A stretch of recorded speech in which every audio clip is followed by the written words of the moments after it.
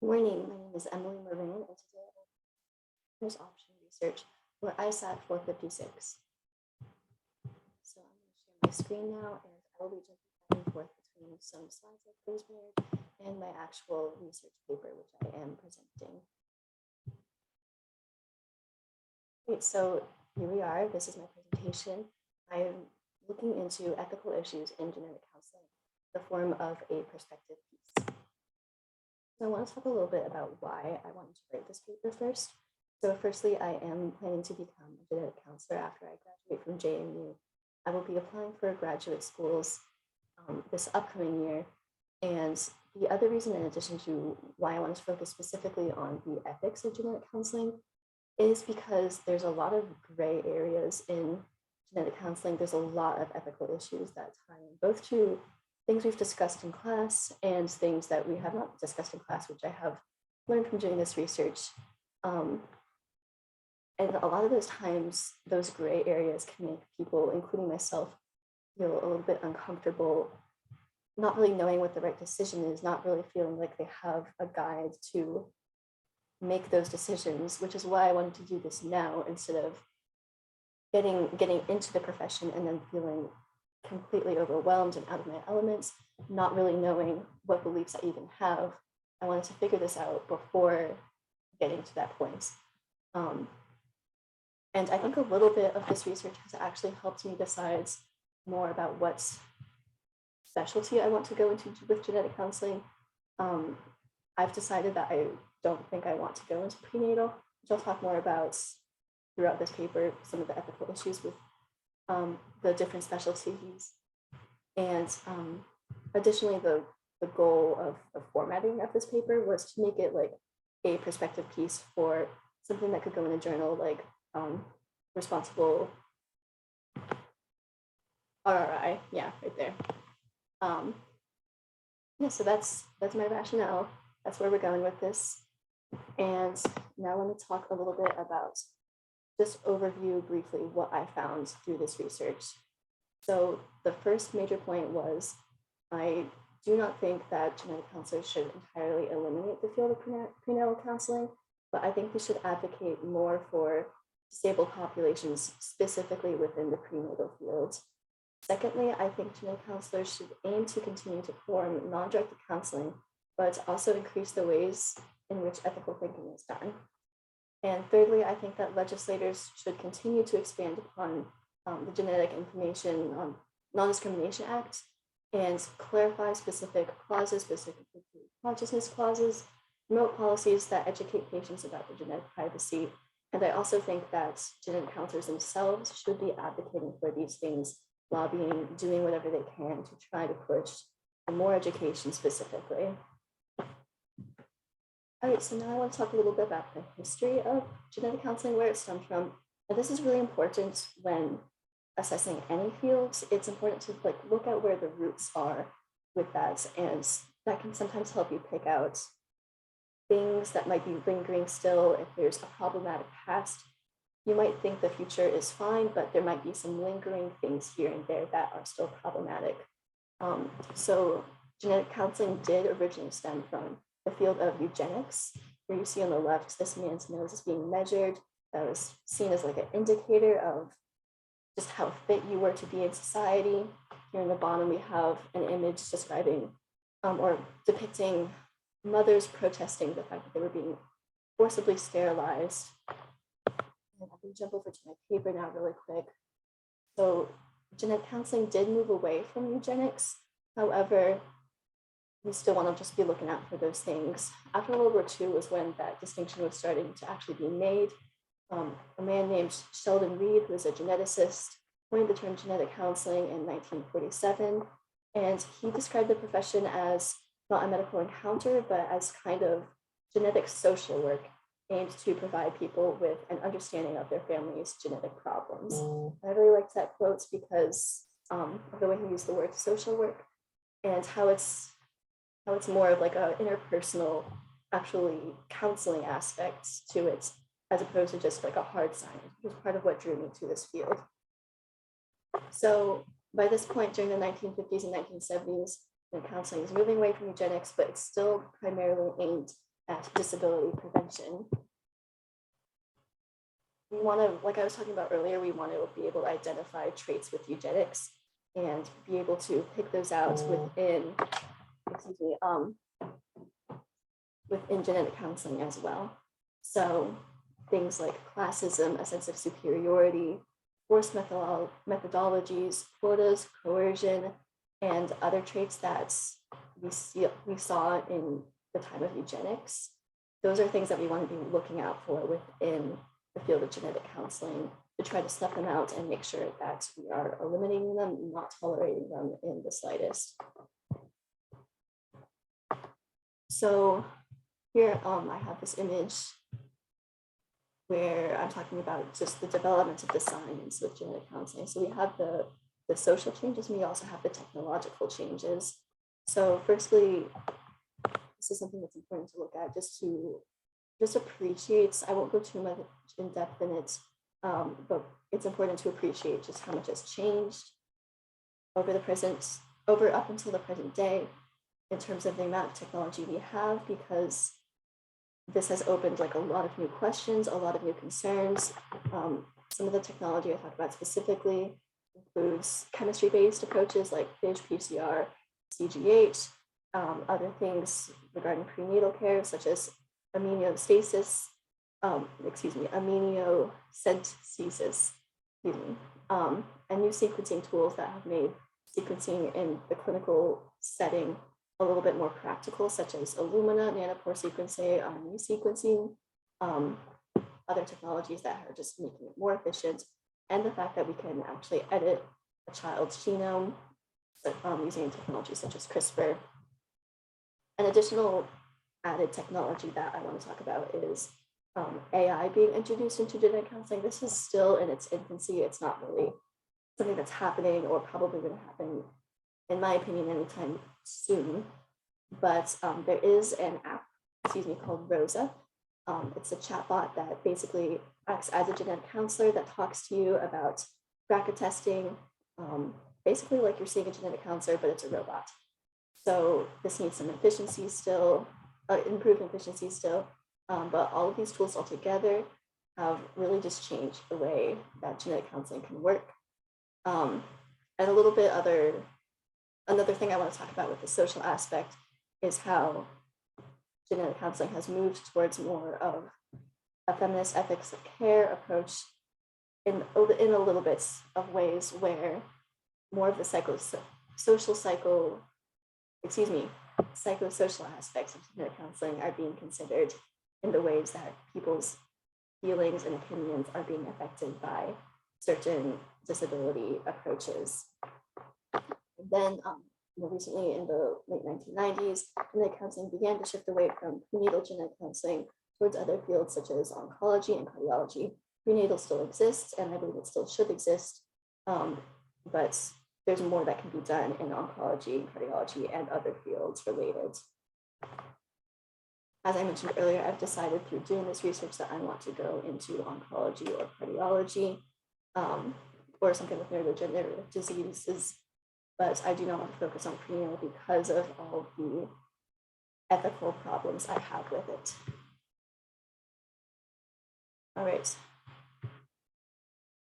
Keep an eye on the time. So now I want to talk a little bit about techno-ableism. This is something that we covered in class a little bit, and I want to talk about first why techno-ableism is something that is personal to me. There's a lab at JMU, Dr. Gabriel's lab, that I've been looking in for the past about year, and one of the primary applications of the research of our lab is research in autism. So we're not working with people in autism, we're working with mice, and we're studying a specific mechanism involving neural pathways being created essentially. And this is something that I've thought a lot about with my own work. Is this something that's ethical? Is this something that's necessary? And techno-ableism is something that I've learned a lot about through this class and through this paper.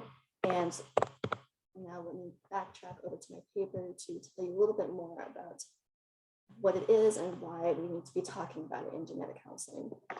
So one definition that is given is technoableism is a form of discrimination against disabled populations by means of scientific advancement. So for example, one of the articles we read in class, and I also cited this in my paper some, discussed how a lot of deaf people don't consider themselves disabled, but rather they find like a shared identity with other deaf people, and it's like a community for them. It's like any other identity you might have, whether it be ethnic or religious. It's something that they share with each other, and it's something that's personal to them. It's a part of their identity. So when cochlear implants came along, some deaf people were hurt by this. They didn't want this to exist because it felt like it was erasing their culture.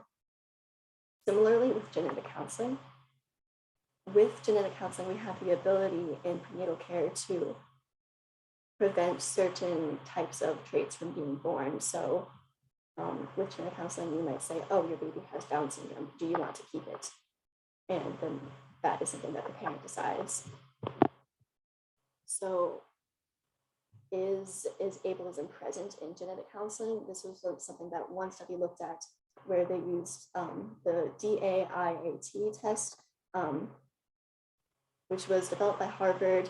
It's widely used in not just to assess disability or ableism, but to assess all types of discrimination. And they found that genetic counselors have a stronger bias against people with disabilities, even more so than just the regular population. They found that there was a significant difference and that genetic counselors were more ableist than just the regular population. This is something that's especially concerning considering how frequently they're working with people that might have some kind of disability or genetic predisposition to a disability.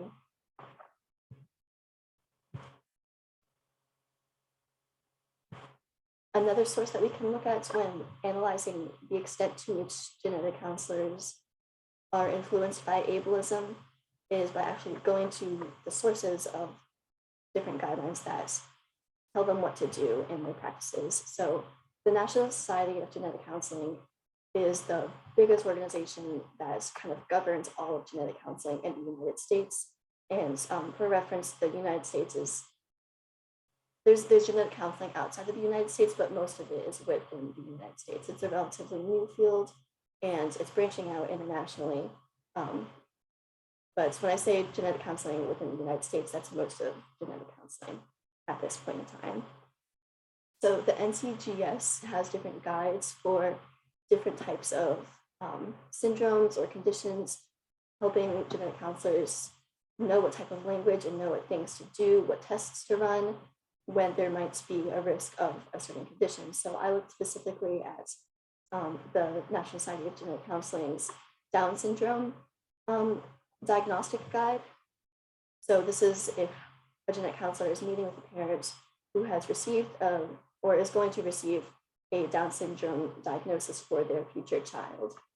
And the NCGS recommends that they balance the negative aspects of Down syndrome, such as birth defects, other complications, possible costs, with the positive aspects like available treatments and the high ability for people with Down syndrome to enjoy a good quality life.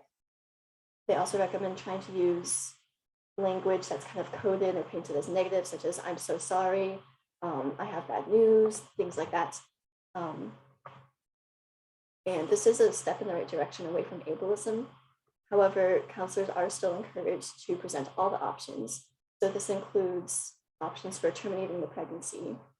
So just the fact that this exists at all allows for the potential removal of people with Down syndrome. And I don't have any specific studies or quotes in this paper, but I do know that Down syndrome is very rapidly being eliminated from the gene pool. About like 90% of people who know that they're going to have a baby with Downs choose to terminate the pregnancy. And ultimately, I believe that this should be up to the parent to decide still. This should be something that's autonomous. I'll talk more about that in just a second. but it is something that's still harmful to disabled populations. Someone with Down syndrome might hear about this news and be heartbroken to know that their shared identity is being eliminated. Some might even consider this a genocide. So things that I think we need to change within genetic counseling to try to combat techno-ableism is primarily focusing on moving ableist beliefs from society in general, and then moving more specifically into genetic counseling. So the fact that the implicit association test was so high for genetic counselors and just for the general public, this shows that it's not just genetic counselors. It shows that it's a systemic issue that is affecting society at large, where we think of disabled people and we think it's a tragedy, we think this is awful, we think this is horrible, and that's something that we need to combat. I think we can do this by giving more platforms to disabled people. I think we can do this by just increasing education and trying to recognize that disabled people can have really happy and fulfilling lives, and learning about things like how deaf people don't consider themselves disabled and how they have like this shared culture. Similarly with all sorts of other disabilities, I'm just using deafness as an example. Additionally, I think that we should communicate more between genetic counselors and the National Society of Genetic Counseling. I think that there should be more resources for genetic counselors to give to parents and disabled children as well. This is something that the NCGS has links to resources in their guides. I think this just needs to be bolstered outside of just providing links. I think there needs to be more resources that exist in the first place. But keep going. Ooh.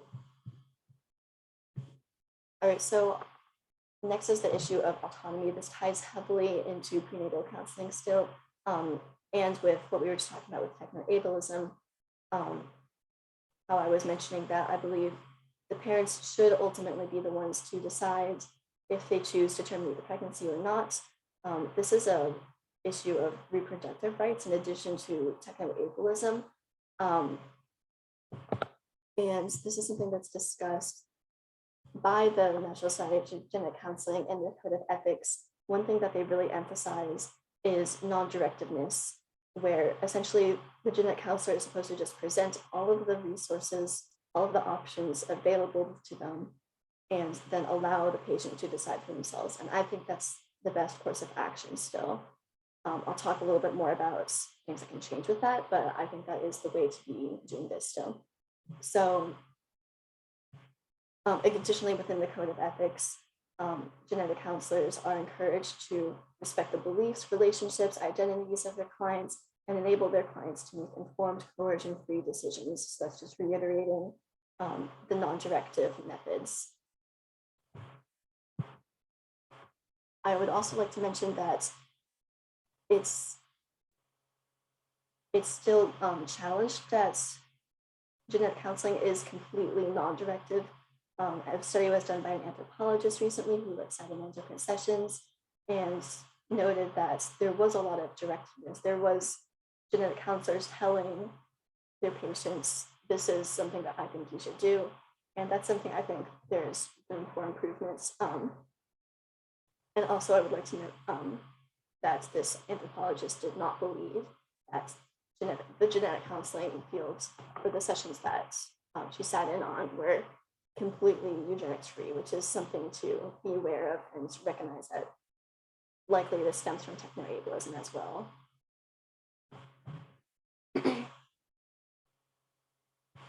Additionally, genetic counselors have the option to opt out with a client if they believe that it conflicts with their moral compass. So this is something that's interesting where, yes, the genetic counselors are encouraged to be emphasizing non-directiveness and give the patient total autonomy over their decision. However, genetic counselors are allowed to refer a client to a different genetic counselor if they believe there's a conflict of interest or if there's some moral ethical obligation that they feel is problematic to them. And I think this is something that's really important. I think this is a good thing that exists. However, it does kind of open the door for non-consistent treatments between patients. If a genetic counselor were to argue that they can't talk about abortion with a client because of religious views or political views, anything like that, they might be referred to another genetic counselor, but sometimes things slip through the cracks. They might not actually get the care that they need.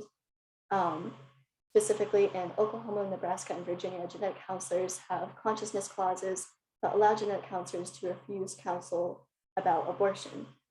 And interestingly, a lot of genetic counselors in 2021 didn't really know that these things existed at all. 90% of them were not aware of the existence. And then when asked if they were allowed to use these clauses in their practice, only 24% said yes, 31% said no, and 45% said they were unsure. So clearly, this is something that needs to be better communicated to genetic counselors. And this is something that can probably be clarified within the language of the clauses themselves, and just keeping people better informed in general, something we need to work on. There was one quote that was from that study about consciousness clauses, where one genetic counselor participating in the study said that genetic counselors have an obligation to provide clear, accurate, and complete information, even if it's outside of their personal belief system. This is something that I think is important, and I think it is true that they should be as non-biased as they possibly can and as just clear-cut, accurate, to the point. However, this quote made me think about how genetic counselors are kind of removing themselves from the picture of ethics. They're saying it's outside of them. They're saying my personal belief system doesn't matter, my moral views don't matter. And to the extent that I think this person is saying this, I would agree. I think they do need to try to remain non-judgmental. However, I think this is towing the line of stepping away from ethics entirely and not thinking critically about ethical decision-making at all. So this is something that clearly we need to avoid. And I think the way to combat this is allowing for more avenues for genetic counselors to discuss their ethical concerns and make suggestions to the NCGS Code of Ethics, which I touched on earlier. This would allow for genetic counselors to continue to be non-judgmental and provide unbiased, accurate information to your patients while still thinking critically about the ethical issues and the really, really complex gray areas that they are put into.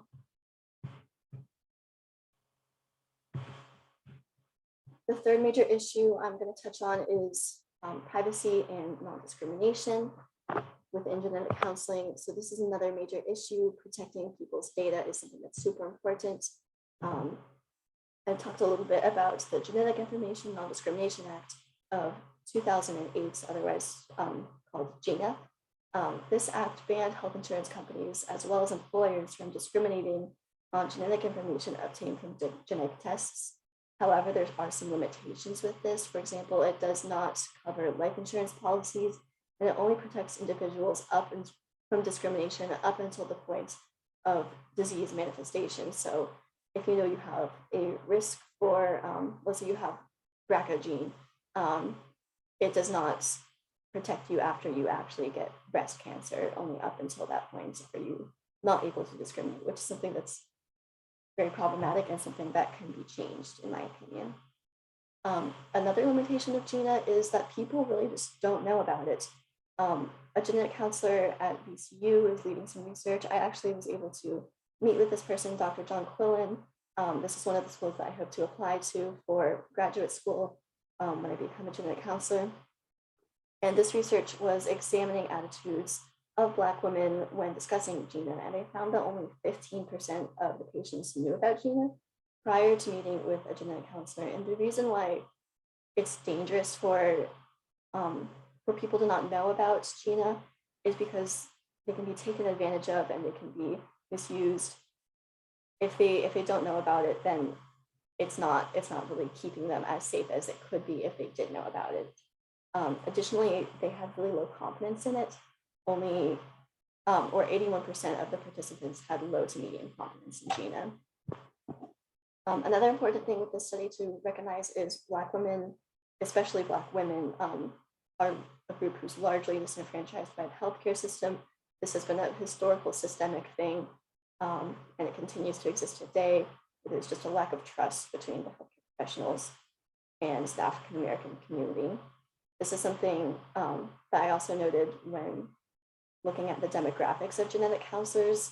Like 90% of genetic counselors are white, and about, I believe it was like 1% and like a fraction of percent, 1% for African American genetic counselors and a fraction of percent for other demographics like Hispanic genetic counselors, which is just incredibly sad to hear. This is something that would help improve trust between healthcare systems and African American populations. We could increase diversity. Another thing that we should be advocating for. Additionally, I think that genetic counselors can put themselves in the picture of talking about ethics by advocating for more legal protection of genetic data, advocating for protecting against life insurance policies, discriminating, and after the point of disease manifestation. Additionally, another issue with privacy is knowing when to keep things private. Recently, genetic counselors and other healthcare professionals have started to view genetic information as confidential to families rather than just individuals. So for example, let's imagine a case, I can actually talk about a specific case, the ABC case, which is in courts now, which centers around the non-disclosure of genetic information to the daughter of a patient with Huntington's disease. So that clinician likely received Huntington's disease results for the mother and then had to make the decision about whether or not she should give the information to the daughter, because this is something that maybe the patient wants to remain private, but it is something that could potentially protect the daughter from, if they know earlier on that they have this risk. This can be true for lots of other diseases as well. Currently, it's really divided about if this should be the case or not. About 51% of participants in a study argued that the information should remain private to the individual, and 51 said yes, 49 said that it should not, that it should be given to the child. This is something where I fall on the side of, I think it should be done on a case-by-case basis. So the genetic counselor should aim to protect the most number of people possible in the decision. So maybe let's say they have a really, really unsafe relationship with the person they want to disclose, the family member they want to disclose the information to. Maybe like they want to tell their brother about some information, but doing so would put the patient in danger if there's a scenario that might exist like that. And that's something genetic counselors need to be really tuned into, like different relationships and respecting boundaries. However, if it is something where maybe the patient just doesn't feel comfortable with sharing the genetic information for a reason that might seem inappropriate, something that isn't really significant, and it will actually save the life of the person they want to share the information with, I think in that scenario, the genetic counselor should disclose the life-saving information. And I think more regulatory guides should be created to like outline different examples, what to do, when to disclose to a family member, when not to disclose to a family member, because genetic information does ultimately need to be protected in a consistent way, not just whatever the counselor feels. As much as I would like for it to be a case-by-case basis, I think it should have more regulation at some point in time, but for now, case-by-case is the best I think we can do. All right, and now I just want to wrap up a little bit. Some of the major points I hit on, I think we need to move away from disability prevention a little bit more. With that, I don't think we need to completely eliminate prenatal care, but I think it's something that we could step more towards other fields like cardiology and oncology. I think we need to maintain non-directedness and the parent's choice within prenatal care, but focusing on eliminating techno-ableism within the field, eliminating first at a systemic level within the general public's mind, and then within genetic counselors' minds, introducing them to more disabled speaking platforms, more first-person sources from disabled minds. Additionally, I think we need to increase education, make more awareness about things like GINA, make more awareness for things like consciousness clauses. I think we need to clarify a lot of things like consciousness clauses, since there seems to be some ambiguity. We need more regulation, more writing, and ultimately we just need more conversations like the one I'm trying to have by writing this paper. We need people from all different backgrounds meaning employment backgrounds, education background, ethnic backgrounds, different ideas, just a wide variety of people coming together to figure out more things that can help regulate genetic counseling in a consistent and ethical way that tries to balance all points of view, protecting disabled populations while still prioritizing autonomy of the parents. All right, that's all I have for now. Thank you so much for listening. And if you have any questions, my Duke's email address is moran2er@dukes.gmail at dukes.jmu.edu. Not a Gmail. Thanks. How do I stop this? All right. Thank you again.